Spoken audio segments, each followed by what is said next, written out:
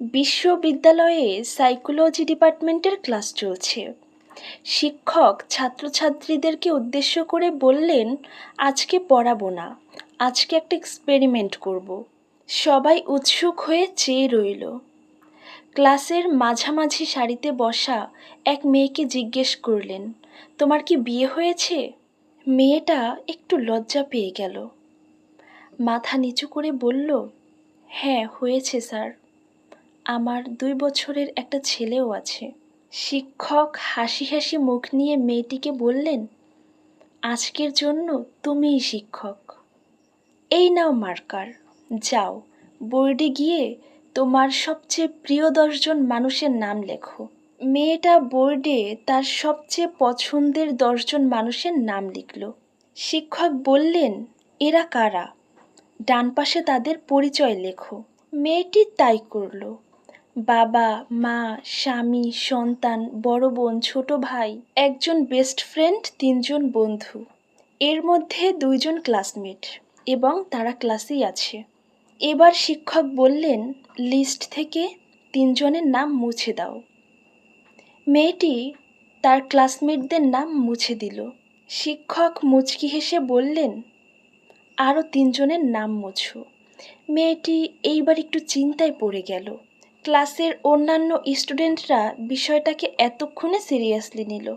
মেয়েটি ধীরে ধীরে বেস্ট ফ্রেন্ড, বড় বোন আর ছোট ভাইয়ের নাম মুছে দিল। শিক্ষক বললেন, এবার আরও 2 জনের নাম মুছে দাও। মেয়েটির হাত কাঁপছে।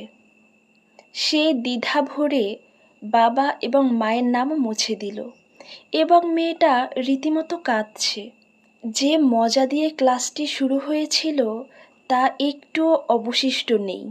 ক্লাসের সবার মধ্যেই এখন টান টান উত্তেজনা। লিস্টে অবশিষ্ট বাকি আছে 2 জনের নাম, মেয়েটির স্বামী এবং সন্তান। শিক্ষক বললেন, আরও একজনের নাম মোছো, কিন্তু মেয়েটা ঠায় দাঁড়িয়ে রইল, কারো নামই মুছতে পারছে না সে। শিক্ষক বললেন, মা গো, এটা একটা সাইকোলজির খেলা, জাস্ট প্রিয় মানুষদের নাম মুছে ফেলতে বলেছি, মেরে তো ফেলতে বলিনি। মেয়েটি কাঁপা কাঁপা হাতে সন্তানের নামটি মুছে ফেলল। এরপর শিক্ষক মেয়েটির কাছে গেলেন, পকেট থেকে একটা গিফট বক্স বের করে বললেন, তোমার মনের উপর দিয়ে যে ঝড়টা গেল তার জন্য আমি দুঃখিত। এই গিফট বক্সে 10টা উপহার আছে তোমার সব প্রিয়জনদের জন্য। এবারে বলো, কেন তুমি নামগুলো মুছলে?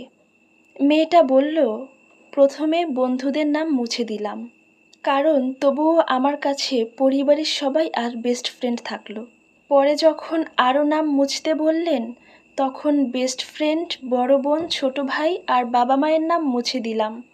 ভাবলাম, বাবা মা কারোরই চিরদিন থাকে না, আর স্বার্থের কারণে বড় বোন, ছোট ভাইও যে কোনো সময় পর হয়ে যেতে পারে। আর বেস্ট ফ্রেন্ড না থাকলেই বা কী হয়, আমার ছেলে আর তার বাবাই আমার বেস্ট ফ্রেন্ড।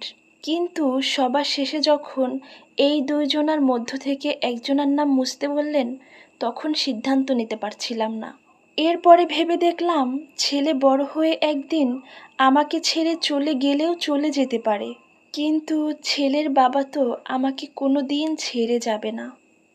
ভিডিওটি আপনাদের কাছে কেমন লেগেছে অবশ্যই কমেন্ট করে জানাবেন। ভালো লাগলে অবশ্যই লাইক, কমেন্ট অ্যান্ড শেয়ার করবেন। ধন্যবাদ।